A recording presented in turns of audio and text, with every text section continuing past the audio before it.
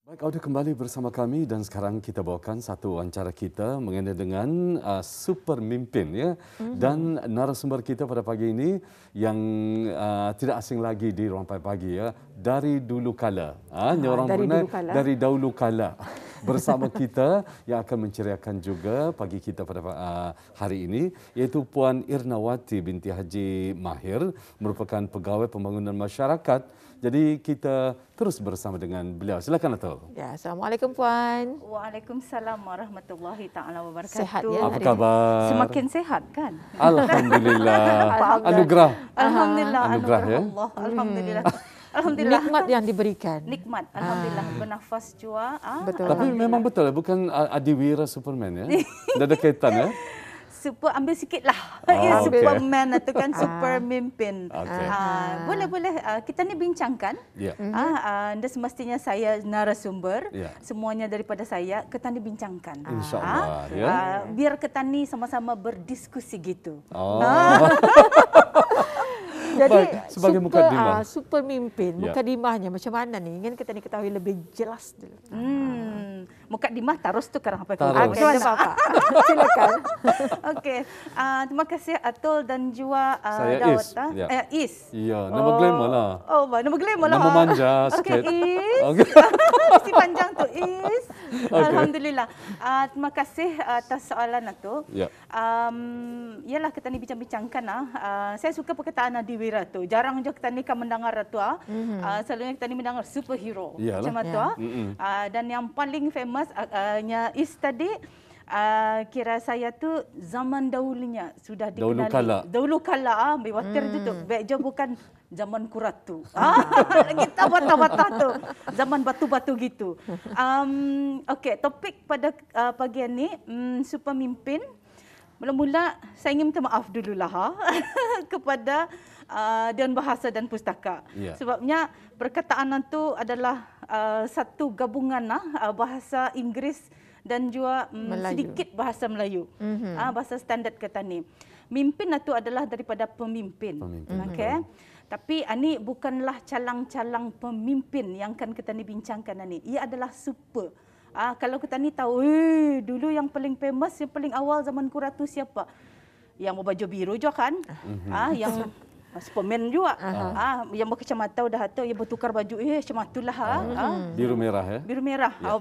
Malaskan menyambut celana yang di luar. Jadi, itu Superman. Tapi yang kita dibincangkan adalah supermimpin. Jadi Dewan Bahasa Pustaka, maaf, it's just only untuk membincangkan mengenai dengan macam mana kita ni melihat seorang pemimpin, perwatakannya dan sebagainya. Itu yang akan dibincangkan untuk pagi ini. Dan apabila kita ni memperkatakan, memikirkan mengenai dengan seorang pemimpin, instantly kita ni klik kita ni punya ketua. Tapi jangan silap. Anybody boleh menjadi pemimpin. Maksudnya, ketania itu adalah pemimpin di dalam ruangan ketani, di dalam domain ketania. Contoh, saya seorang pegawai pembangunan masyarakat. Saya ada di bawah kepimpinan saya selaku ketua unit kaunseling dan sukarelawan, ada beberapa kaunselor. Pemimpin. Tapi di atas saya pun ada pemimpin. Seorang ketua bahagian dan kemudiannya ketua jabatan dan kemudian pengarah dan sebagainya. Kita ni semua tahu ada hierarki di sana. Dan kita ni di rumah, kalau saya di pejabat PPM pulang, pegawai masyarakat, ketua unit tahap peta. Tapi apabila saya di rumah, lain lagi pemimpin saya tu. Lain lagi apa yang saya, the hat that I wear di rumah adalah lain. Saya DO tahu. Kalau DO yang ada di Brunei ni minta maaf, DO saya tu lagi unik, dapur officer. Itu saya punya tempat tu. Jadi kita ni tu adalah pemimpin. Seorang suami pemimpin. Kalau anak-anak kita ni pun, kita ni kan mau diorang ni jadi pemimpin di masa hadapan. Betul. Jadi yang sebenarnya dia semestinya ia anak yang paling besar. Sampai ke damit ataupun kita ni ajarkan ia dengan tunah segala perwatakan kepribadiannya kita ni syahsiah seorang pemimpin yang baik. Okey. So banyak pulangnya yang dapat kita ni bincangkan.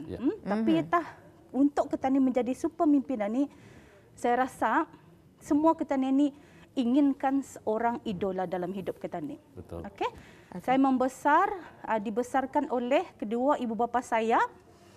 Of course, setiap anak akan memikirkan the first role modelnya adalah ibu bapanya. Betul. Kan?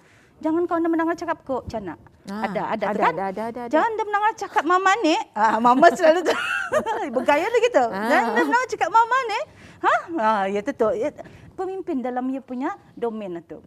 And then Ketani sebagai orang bawahan ni memang first time yang melahirkan kita ni ibu bapa tani. Dia dapat diubah, okey. Saya anak Haji Mahir, anak kepada Hajar Rusnah. That's it. Saya tidak dapat mengubah. Okey. And then kita ni tahu walaupun dalam keadaan sedemikian, apabila kita ni sudah melangkah ke alam pekerjaan kita ni ataupun bisnes kita ni, apa whatever it is, kita ni memang akan ada seorang pemimpin. Macam kita hari ni mendengar tu, punya penerbit. Orang-orang fikir senang ni kerja bis kita ni. Itu pemimpin kami tu. Ya, itu tu. Itulah. Kalau anda mendengar apa-apa hal terjadi ni habis. Habis cuma ni tu cuma ni. Kami kehilangan apa ni orang arah terus. Ya tu. Ya tah. So itu adalah salah satu tu Ketani berguna orang atasan Ketani untuk memberikan Ketani arah. Guide. Itu. Kalau sekiranya macam contohlah marah-marah penerbit bis kita pagi-pagi ni. Tapi bis kita di sini on air pulang macam apa dimarahkannya ni? You know, it will membuatkan sesi ni bercelaru. And then nampak tu orang melihat di sana. Ya nampak tu. Mengapa si Ihsan ni lain usulnya. Dia tantu. Apa? Tentu mengapa ya Allah? Baik taruh ya Allah. Artinya ada something wrong. Something wrong. Communication tidak berkesan. Betul. Coba. Okey. Jadi tapi alhamdulillah penerbit kita ni pagi ini alhamdulillah. Alhamdulillah. Semangat kami terus. Semangat ya. Ya, kami juga terus penuh kami berdua. Alhamdulillah. Alhamdulillah rezeki kita ni pada hari ini saya rasa Atul dan juga para penonton apapun yang Ketani hadapi setiap hari itu juga adalah apa yang boleh membentuk Ketani menjadikan siapa Ketani masa ini dan kemudiannya menjadikan Ketani pemimpin yang Ketani sepatutnya. Okey. Jadi Atul tadi saya dengar tadi tu berpura mendengar tapi dengar tu. Katanya pasang telinga. Mesti. Kata Atul ujian setiap hari. Yes. Ujian Ketani setiap hari. Sama dengan Ketani di dalam konteks pekerjaan Ketani. Ujian Ketani itu indah kan sama everyday, indah sama tu. Kalau ya sama lain-lain. Kalau sama hari-hari boring kali bekerja, indah. Betul. Boring tu. Macam kalau hari-hari kita memasak ayam. Ya Allah, ngalih kemana ayam ni. Ayam pun ngalih. Sudah terbunjar ayam macam mana? Melihat ayam pun sudah melihat, ya Allah kemarin ayam juga, ni ayam. Macam itulah. Tapi dalam Ketani punya perbincangan ni pemimpin yang mana yang Ketani sebenarnya sepatutnya menanamkan ke dia sebagai idola Ketani adalah siapa? Semua orang tahu jawapannya. Ini adalah soalan bocor. Lagi tah zaman lebih kuratu lagi Ketani sudah tahu. Ketani sudah diberitahu pemimpin yang sepatutnya menjadi qudwah hasanah Ketani, walaupun my father is my role model, my mother is my role model, tetapi Ketani seorang saja adalah Rasulullah sallallahu alaihi wasallam. Indah dapat menandingi. Dia dapat pemain terbaik, dia dapat tu. Adiwara mana? Adiwira. Lain dia Adiwara. Ya tah, sekarang tanya penerbit. Jadi siapapun superhero ataupun idola Ketani, penyanyi terhebat ataupun siapakah buat yang akan menandingi insan kekasih Allah ni, kedua hasanah Ketani, teladan dan seri teladan untuk Ketani, Tani ikut apapun tingkah lakunya dan sebagainya. Kedialah pemimpin yang saya maksudkan pagi ini. Macam mana pun kadang-kadang we want to be super lah untuk semua orang. We want to be always there for people. Tapi Ketani mesti tahu, Ketani ni manusia we don't have that time tu. Kadang-kadang Ketani pun rasa kadang-kadang itulah. Anak Ketani tu rasanya macam kan kalau boleh aku bawa ke pejabat macam indah mau miss any second untuk perkembangan anak Ketani Tahu-tahu ya Allah ya Tuhanku, anakku 20 tahun tinggi Where did the time go? Jadi pemimpin itu adalah yang saya maksudkan adalah Rasulullah sallallahu alaihi wasallam. Satunya, ia dalam kehidupannya, tani tahunnya, dia punya ujian hebat. Dia bermamak, satu bapaknya, ahli keluarganya yang disayanginya, awal sudah di umurnya di bawah 10 tahun sudah hilang. Ya, baginda diyatimkan ya. Ya, diyatimkan. Tetapi ada saja orang yang membantu Rasulullah itu. Dan atau ujiannya dari segi kekeluargaannya.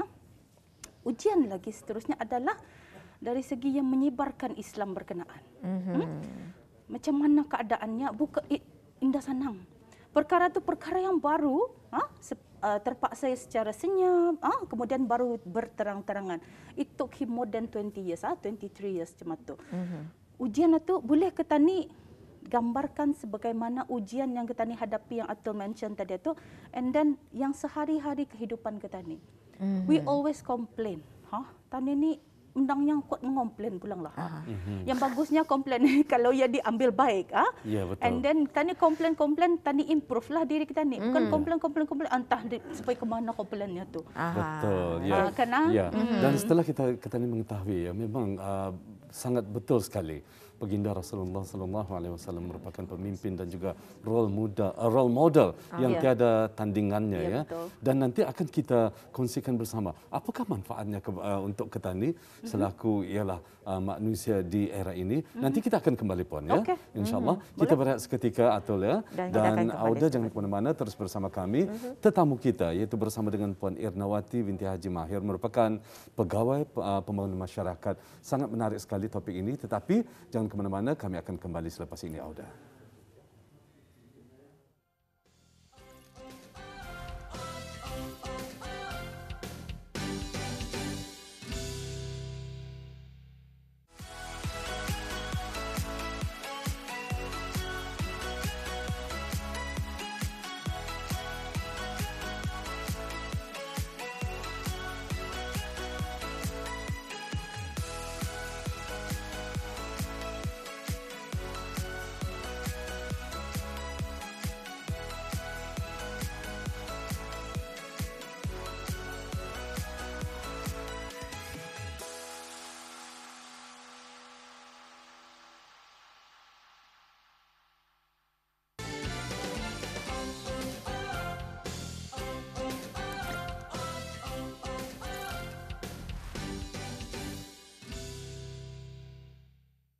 Pemimpin yang kita bincangkan sebentar tadi, mukadimahnya pun cukup jelas yang kita dengarkan dan yang dapat kita saksikan menerusi sampai pagi yang disiarkan secara langsung. Jadi apa sebenarnya ciri-ciri untuk menjadi seorang superpemimpin ini? Ianya sebenarnya anda kira siapapun diri kita ni, walaupun kita ni orang biasa-biasa saja, tetap boleh menjadi seorang yang superpemimpin. Jadi apa antara ciri-cirinya yang boleh kita praktikkan? Baik.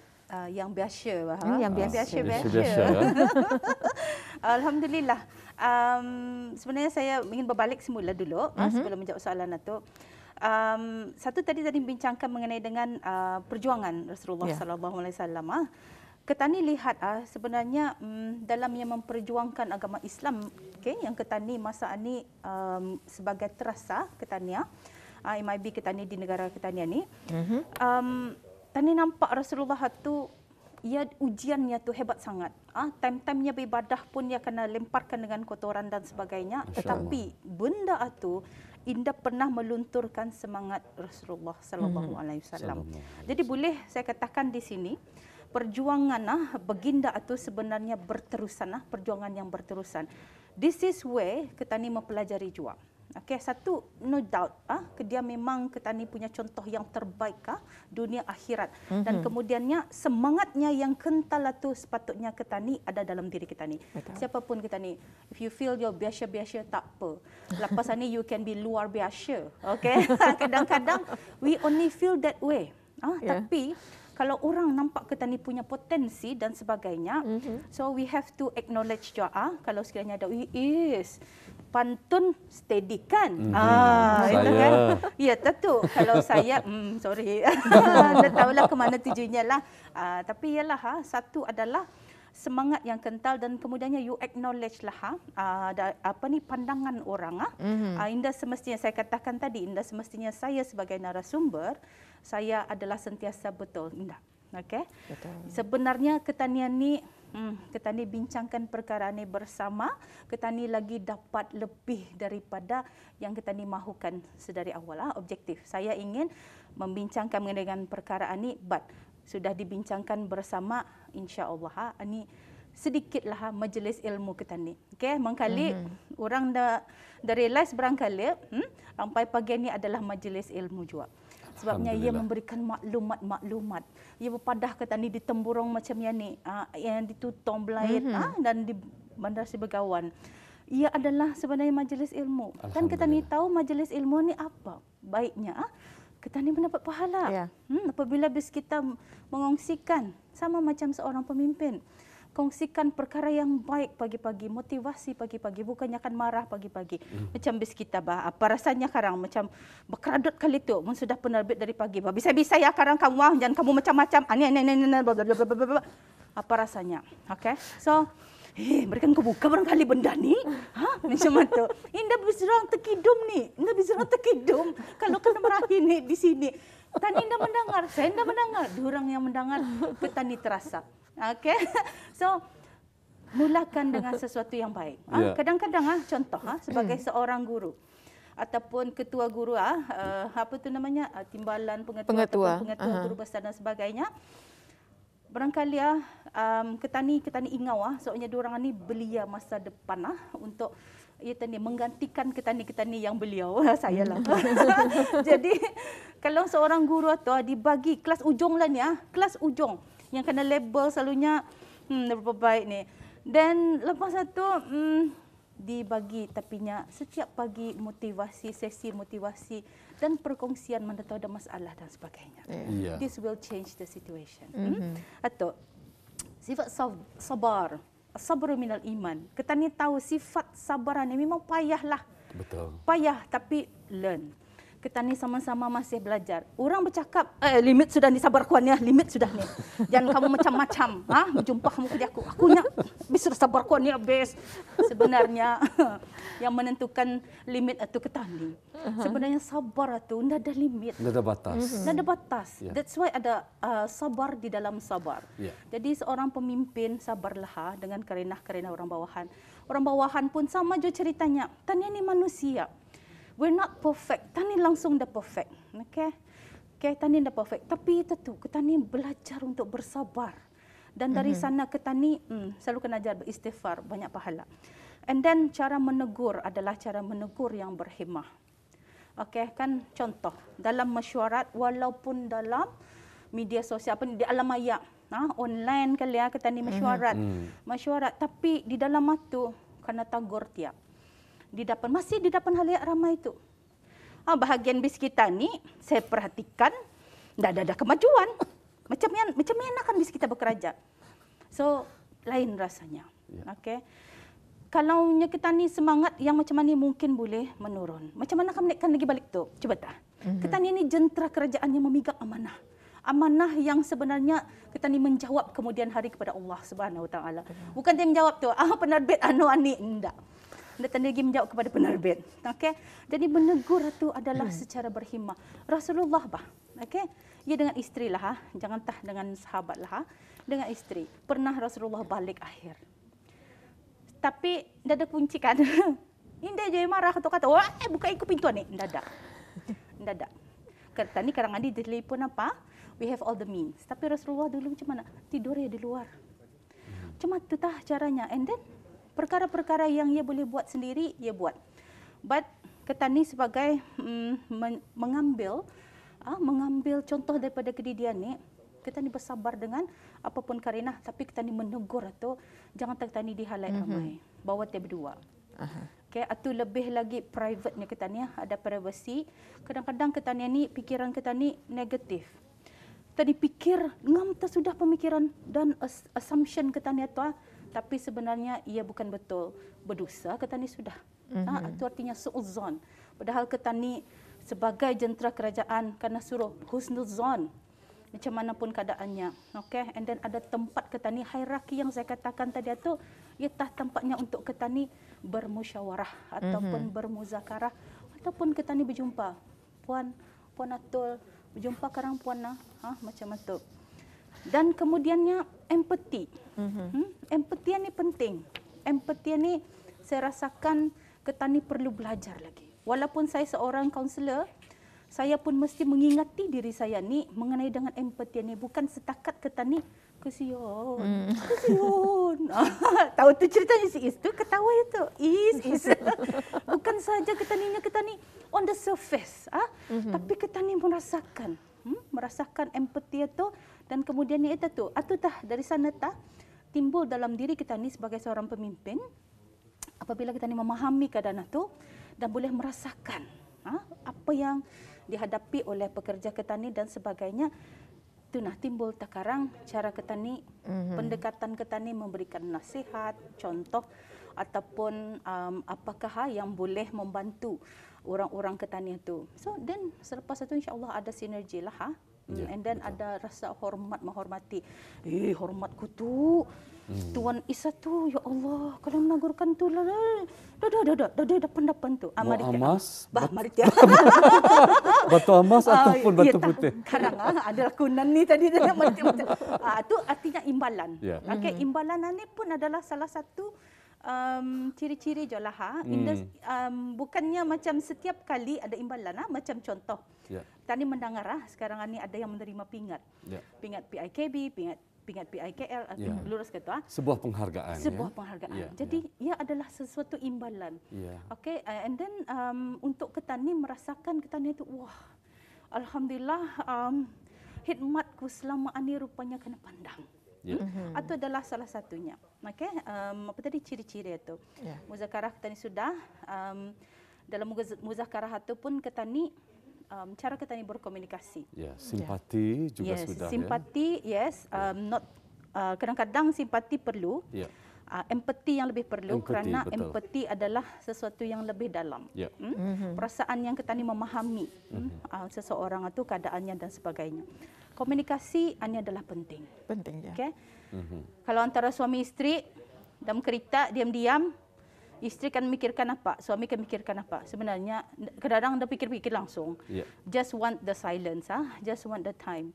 Tapi itu tu berhubungan, komunikasi sebagai dua hala ini adalah penting. It's not only top bottom, tapi also can be bottom up. Artinya boleh kita ni memberikan kita ni punya pandangan. Alhamdulillah.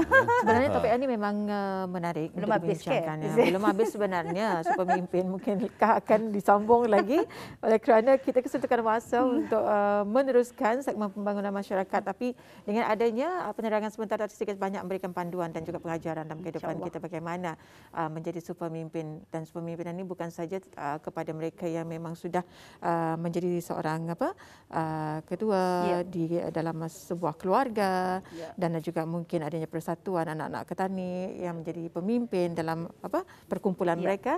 Tapi itulah kita juga perlu ada sebenarnya dalam apa jua yang kita laksanakan dalam kehidupan harian kita. Jadi ribuan terima kasih kami ucapkan kepada Puan Ernawati dengan penjelasan sebentar tadi. Mungkin kayaknya akan disambung. Siapa tahu kan? InsyaAllah. Terima kasih. Assalamualaikum Puan. Waalaikumsalam warahmatullahi taala wabarakatuh.